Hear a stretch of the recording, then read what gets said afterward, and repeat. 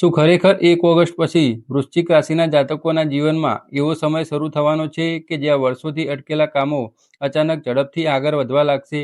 શું ખરેખર શુક્રદેવનું આ ગોચર કેટલાક લોકો માટે ધનલાભ, પ્રેમ, સુખ અને વૈભવના દ્વાર ખોલી શકે છે? અને શું તમારી રાશિ પણ એ ભાગ્યશાળી રાશિઓમાંથી એક છે જેના આ ગોચરનો સૌથી મોટો લાભ મળવાનો છે? આજે અમે તમને એવી માહિતી આપવા જઈ રહ્યા છીએ જે વૈદિક જ્યોતિષના આધારે તૈયાર કરવામાં આવી છે. આ માહિતીના અંત સુધી તમે જોડાયેલા રહેશો તો તમને સમજાશે કે આવનારા દિવસોમાં કઈ બાબતોમાં ખાસ સાવધાની રાખવી, કયા અવસરનો પૂરો લાભ લેવો. તેથી વિડીયો અંત સુધી જરૂર જોતા રહેજો. જો તમે ભગવાનમાં શ્રદ્ધા રાખો છો અને ઈચ્છો છો કે માતા લક્ષ્મી તેમજ શુક્રદેવની કૃપા હંમેશા તમારા પરિવાર પર બની રહે, તો અત્યારે જ આ વિડીયોને એક લાઈક કરી દો. કોમેન્ટમાં ઓમ શુક્રાય નમઃ જરૂર લખજો, જેથી તમારી ભક્તિ પણ પ્રગટ થાય અને બીજા ભક્તોના પણ સકારાત્મક ઉર્જાનો સંચાર થાય. જો તમને અમારી ચેનલ પર નવા હો તો અંત સુધી અમારી સાથે જોડાયેલા રહેજો, કારણ કે અમે રોજ આવા જ્યોતિષ, રાશિફળ અને આધ્યાત્મિક જ્ઞાનથી ભરપૂર વિડીયો લઈને આવીએ છીએ. વૈદિક જ્યોતિષમાં નવગ્રહોનું પોતાનું વિશેષ મહત્વ માનવામાં આવ્યું છે.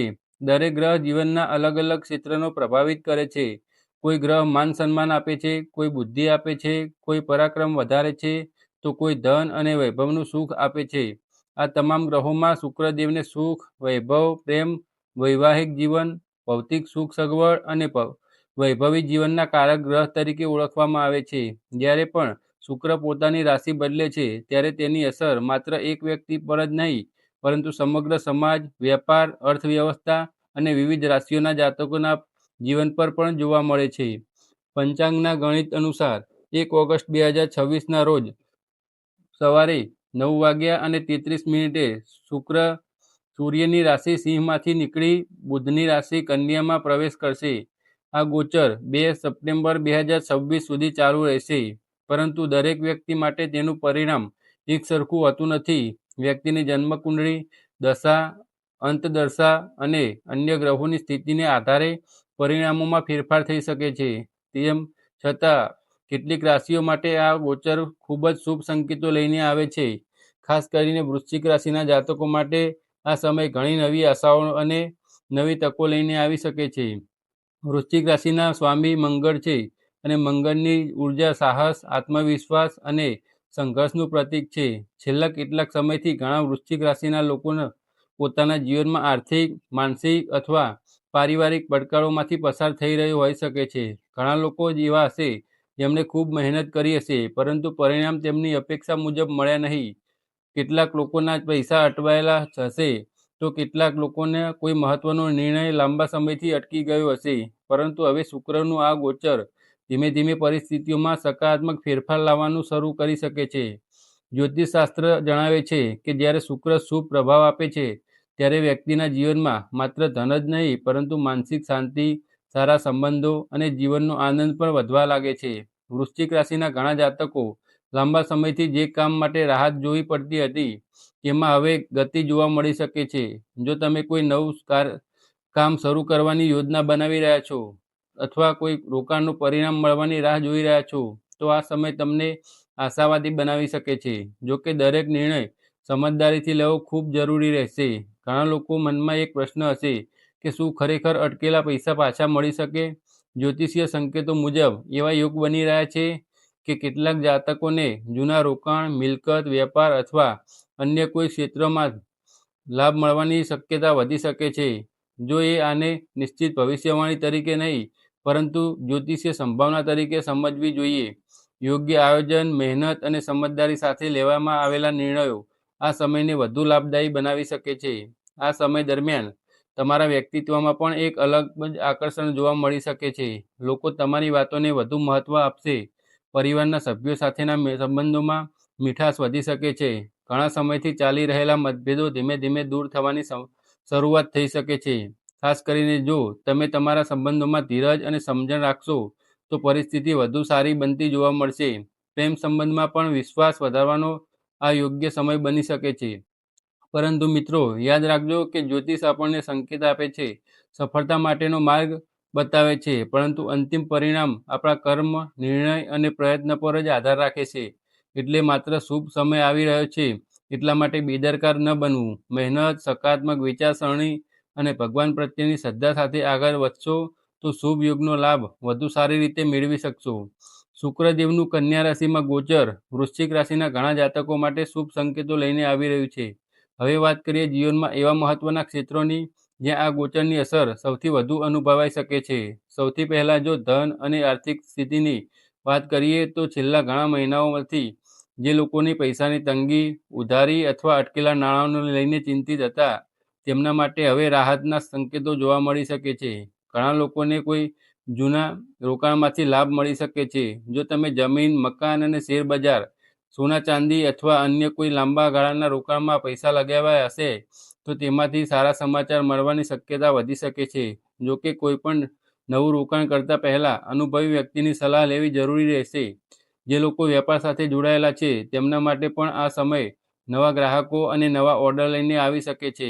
ઘણા વેપારીઓ લાંબા સમયથી જે ડીલ પૂર્ણ થવાની રાહ જોઈ રહ્યા હતા તેમાં હવે સકારાત્મક પ્રગતિ જોવા મળી રહી શકે છે. વેપારમાં અટકેલા પૈસા પાછા મળવાની શક્યતા છે. ભાગીદારીમાં કામ કરતા લોકો માટે પણ પરિસ્થિતિ પહેલા કરતાં વધુ સારી બની શકે છે. પરંતુ કોઈપણ દસ્તાવેજ પર સહી કરતા પહેલા એકવાર સારી રીતે તપાસ કરવી ખૂબ જ જરૂરી રહેશે. ઉતાવળમાં લેવામાં આવેલો નિર્ણય પછીથી મુશ્કેલી ઊભી કરી શકે છે. નોકરી કરતા લોકો માટે પણ આ સમય આશાજનક બની શકે છે. ઓફિસમાં તમારા કામની પ્રશંસા થઈ શકે છે. તમારા અધિકારીઓ તમારી મહેનતને ઓળખી શકે છે. કેટલાક લોકોને નવી જવાબદારી મળી શકે છે તો કેટલાક લોકોને પ્રમોશન અથવા પગારમાં વધારો મળવાની ચર્ચા શરૂ થઈ શકે છે. જો તમે લાંબા સમયથી નવી નોકરી શોધી રહ્યા છો તો ઇન્ટરવ્યૂમાં સફળતા મળવાના યોગ બની રહ્યા છે. વિદ્યાર્થીઓ માટે પણ આ સમય એકાગ્રતા વધારવાનો રહેશે.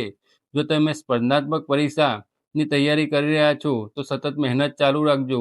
સારા પરિણામ મળી શકે છે. પરિવારની વાત કરીએ તો ઘરમાં ખુશીનું વાતાવરણ બની શકે છે.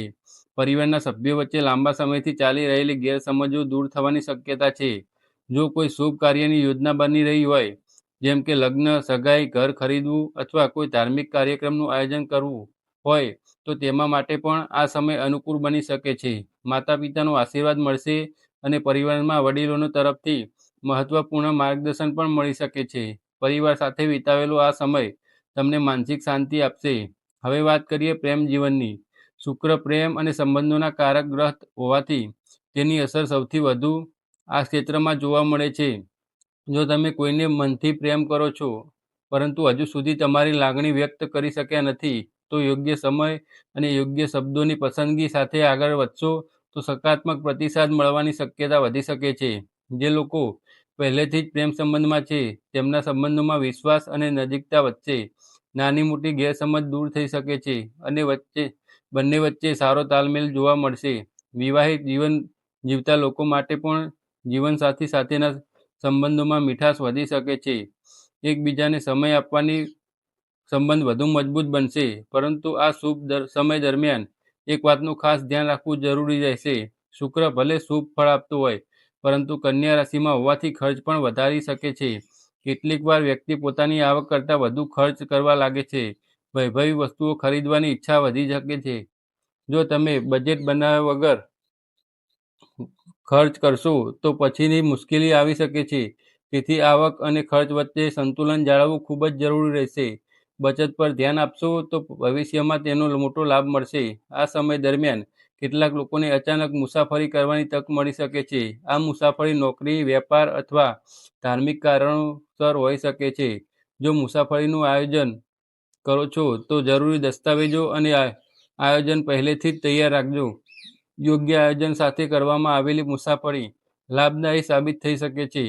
આરોગ્યની દ્રષ્ટિએ જોવામાં આવે તો આ સામાન્ય રીતે પરિસ્થિતિ અનુકૂળ રહી શકે છે. પરંતુ અનિયમિત ખાણીપીણી અને વધુ કામના કારણે થાક અનુભવાઈ શકે છે. પૂરતી ઊંઘ, સાત્વિક આહાર અને નિયમિત ચાલવાની અથવા યોગ કરવાની ટેવ રાખશો તો શરીર અને મન બંને સ્વસ્થ રહેશે. માનસિક તણાવને દૂર રાખવા માટે દરરોજ થોડો સમય ભગવાનના સ્મરણમાં પસાર કરવા પણ લાભદાયી બની શકે છે. જ્યોતિષશાસ્ત્રમાં એવું માનવામાં આવે છે કે જ્યારે શુક્ર શુભ પ્રભાવ આપે ત્યારે વ્યક્તિની જીવનમાં વિનમ્રતા જાળવવી જોઈએ. સફળતા મળવા લાગે ત્યારે અહંકારથી દૂર રહેવું ખૂબ જરૂરી છે. જરૂરિયાતમંદ લોકોને પોતાની ક્ષમતા પ્રમાણે મદદ કરવી, મહિલાઓનું સન્માન કરવું, પરિવારના વડીલોની સેવા કરવી અને સત્યના માર્ગ પર ચાલવું.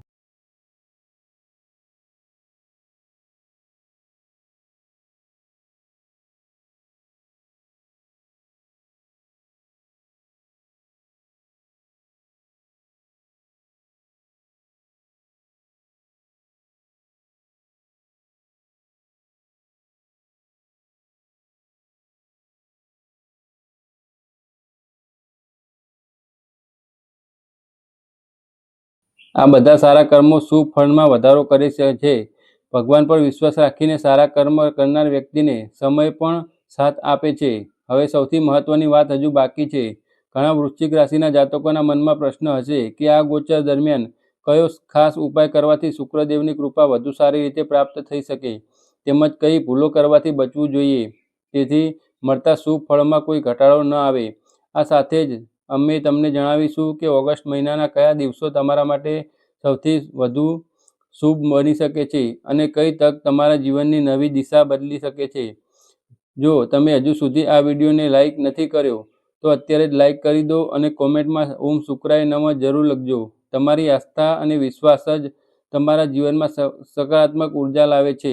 હવે વાત કરીએ તે ખાસ ઉપાયની જે જ્યોતિષ શાસ્ત્રોમાં શુક્રદેવને પ્રસન્ન કરવા માટે ખૂબ જ શુભ માનવામાં આવે છે. જો તમે ઈચ્છો છો કે આ ગોચર દરમિયાન મળનારા શુભ સંકેતો વધુ મજબૂત બને તો સૌથી પહેલાં તમારા જીવનમાં સ્વચ્છતા, શિસ્ત અને સકારાત્મકતા જાળવો. શુક્રદેવને સ્વચ્છતા અને સુંદરતા ખૂબ જ પ્રિય માનવામાં આવે છે. તેથી પોતાના ઘર, કાર્યસ્થળ અને પૂજા સ્થાનને સ્વચ્છ રાખવાનો પ્રયત્ન કરો. દર શુક્રવારે માતા લક્ષ્મી અને શુક્રદેવનું સ્મરણ કરો. શક્ય હોય તો સફેદ ફૂલ અર્પણ કરો અને ગાયને રોટલી અથવા લીલું ઘાસ ખવડાવો. ગરીબ અથવા જરૂરિયાતમંદ મહિલાઓને પોતાની ક્ષમતા પ્રમાણે સફેદ વસ્તુઓનું દાન કરવું શુભ માનવામાં આવે છે. આ ઉપાયો આસ્થા સાથે કરવામાં આવે તો મનમાં સકારાત્મકતા વધે છે અને જીવનમાં સારા નિર્ણયો લેવાની શક્તિ પણ મળે છે. વૃશ્ચિક રાશિના ઘણા લોકો માટે આ સમય આત્મવિશ્વાસ વધારવાનો રહેશે. જે લોકો છેલ્લા ઘણા સમયથી પોતાની ક્ષમતાને લઈને શંકામાં હતા, તેઓ હવે ધીમે ધીમે નવી શરૂઆત કરી શકે છે. કોઈ નવું કામ શરૂ કરવાની તક મળી તો તેને ગંભીરતાથી વિચારજો. જો તમે સતત મહેનત કરી રહ્યા છો તો તમારા પ્રયત્નોનું ફળ મળવાનું શરૂ થઈ શકે છે. ઘણા લોકો માટે આ સમય નવા સંબંધો, નવા સંપર્કો અને નવી તક લઈને આવી શકે છે. યોગ્ય લોકો સાથે જોડાયેલી ભવિષ્યમાં મોટો લાભ મળી શકે છે. જો તમારો કોઈ કોર્ટ કેસ, સરકારી કામ અથવા દસ્તાવેજ લાંબા સમયથી અટકેલા હોય તો તેમાં પણ ધીમે ધીમે ગતિ જોવા મળી શકે છે. જો કે દરેક કામમાં ધીરજ રાખવી જરૂરી રહેશે. ઉતાવળમાં લીધેલા નિર્ણયો ટાળો. કોઈપણ દસ્તાવેજ વાંચ્યા વગર સહી ન કરો અને પૈસાની લેવડ દેવડમાં પણ સંપૂર્ણ પારદર્શિતા રાખો. સાવધાનીથી અને સમજદારીથી તમને મોટી મુશ્કેલીઓ બચાવી શકે છે. ઘરમાં કોઈ શુભ પ્રસંગની શરૂઆત થઈ શકે છે. કેટલાક પરિવારોમાં લગ્ન, સગાઈ, સંતાન સંબંધિત શુભ સમાચાર અથવા નવા ઘરની યોજના બની શકે છે. પરિવારના સભ્યો વચ્ચે પ્રેમ અને વિશ્વાસ વધશે. જો ઘણા સમયથી કોઈ સગા સાથે મતભેદ ચાલતા હોય તો તેને વાતચીત દ્વારા દૂર કરવાનો આ સારો સમય બની શકે છે. સંબંધોને સાચવશો તો જીવનમાં સુખનો અનુભવ અનેક ગણો વધી શકે છે. પ્રેમ જીવનમાં પણ સકારાત્મક ફેરફારો જોવા મળી શકે છે. જે લોકો એકલા છે તેમના જીવનમાં કોઈ ખાસ વ્યક્તિનો પ્રવેશ થઈ શકે છે. જે લોકો પહેલેથી જ સંબંધમાં છે તેઓ ભવિષ્યને લઈને મહત્વપૂર્ણ નિર્ણય લઈ શકે છે. વિવાહિત લોકો માટે જીવનસાથીનો સહયોગ આત્મવિશ્વાસ વધારનારા સાબિત થઈ શકે છે. એકબીજા પ્રત્યે વિશ્વાસ અને સન્માન જાળવશો તો સંબંધ વધુ મજબૂત બનશે. આ સમય દરમિયાન એક વાતનું ખાસ ધ્યાન રાખજો. કોઈપણ પ્રકારના લાલચમાં આવીને પૈસાનું રોકાણ ટાળો. જો કોઈ વ્યક્તિ ખૂબ જ ઓછા સમયમાં મોટો નફો આપવાનું વચન આપે તો તેને સંપૂર્ણ તપાસ કર્યા વગર વિશ્વાસ ન કરશો. મહેનતથી મળેલું ધન જ લાંબા સમય સુધી સુખ આપે છે. જેથી સમજદારીપૂર્વક આયોજન કરવું અને બચત વધારવી ખૂબ જરૂરી રહેશે. જ્યોતિષશાસ્ત્ર આપણને માર્ગદર્શન આપે છે, પરંતુ આપણા જીવનનો સૌથી મોટો આધાર આપણા કર્મ હોય છે. જો શુભ ગ્રહોનો સાથ મળે અને સાથે સારા કર્મ પણ જોડાય તો સફળતા મેળવવાની સંભાવના ઘણી વધી જાય છે. તેથી ભગવાન પર વિશ્વાસ રાખો, માતા પિતાનું સન્માન કરો, જરૂરિયાતમંદ લોકોને મદદ કરો અને હંમેશા સત્યના માર્ગ પર ચાલવાનો પ્રયત્ન કરો. આવી જીવનશૈલી માત્ર જ્યોતિષ રીતે જ નહીં પરંતુ વ્યવહારિક જીવનમાં પણ સુખ અને શાંતિ આપે છે. તો તો મિત્રો 1 ઓગસ્ટ 2026થી 2 સપ્ટેમ્બર 2026 સુધીનો આ વૃશ્ચિક રાશિના ઘણા જાતકો માટે નવી આશા, નવા અવસર અને સકારાત્મક પરિવર્તનનો સમય બની શકે છે. કેટલાક લોકોને ધન લાભ મળી શકે છે, કેટલાક લોકોને અટકાયેલા કામ પૂર્ણ થઈ શકે છે, કેટલાકના સંબંધોમાં મીઠાશ આવી શકે છે અને ઘણા લોકો પોતાના સપનાઓ તરફ એક મોટું પગલું ભરી શકે છે. જો દરેક વ્યક્તિની જન્મકુંડળી અલગ હોય છે, તેથી પરિણામોમાં પણ ફેરફાર જોવા મળે છે. આ માહિતીને જ્યોતિષીય સંભાવના તરીકે સમજો અને જીવનમાં સારા કર્મો સાથે આગળ વધો. જો તમને આજનો આ વિડીયો માહિતીપૂર્ણ અને ઉપયોગી લાગ્યો હોય તો અત્યારે જ વિડીયોને લાઇક કરો, કારણ કે તમારો એક લાઇક અમને આવા જ જ્ઞાનવર્ધક વિડીયો બનાવવાની પ્રેરણા આપે છે. કોમેન્ટમાં જરૂર જણાવજો ઓમ શુક્રાય નમઃ, જેથી આપણે બધા મળીને શુક્રદેવના આશીર્વાદની પ્રાર્થના કરી શકીએ. અને જો તમે હજુ સુધી અમારી ચેનલને સબસ્ક્રાઈબ નથી કરી તો હમણાં જ સબસ્ક્રાઈબ કરો અને બેલ આઇકન દબાવી દો, જેથી રાશિફળ, ધર્મ, વાસ્તુશાસ્ત્ર અને આધ્યાત્મિક જ્ઞાનની ભરપૂર દરેક નવા વિડીયો સૌથી પહેલાં તમને મળી રહે. ખૂબ જ ખૂબ આભાર. ફરી મળીશું એક નવી અને રસપ્રદ માહિતી સાથે. જય શ્રી કૃષ્ણ.